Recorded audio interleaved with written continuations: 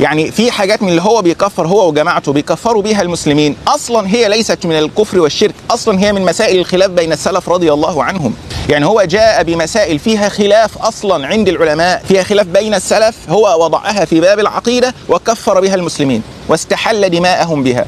وجاء بمسائل هي من الكفر فعلا ولكن فيها تفصيل، فأهمل هو هذا التفصيل وأصبح يكفر الناس بها جملة بدون تفصيل، فاستحل دماء الناس بهذين الفهمين الباطلين للمسائل اللي هو بيكفر بيها. يعني أصلا هو بيكفر الناس بمسائل هي أصلا ليست من باب الكفر والإيمان، أو هي من باب الكفر والإيمان ولكن فيها تفصيل هو لا يرعاه.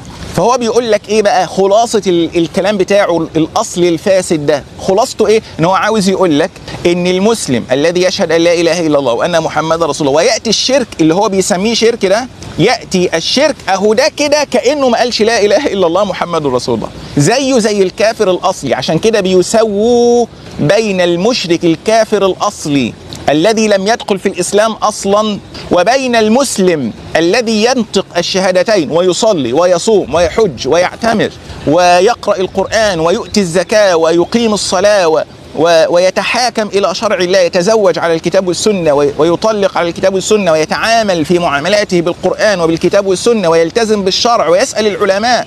كل ده كده عندهم يساوي العدم، لا شيء فيه. طالما أتى شرك حاجة من اللي هم بيعتبروها شرك يبقى زيه زي الكافر الأصلي الذي ما عرف شيء عن الدين أصلا ولا نطق الشهادتين، زيه زي الوثني المشرك الوثني الذي يعبد الأصنام، زيه زي البوذي. ده أصل في منتهى الفساد، في منتهى الانحراف.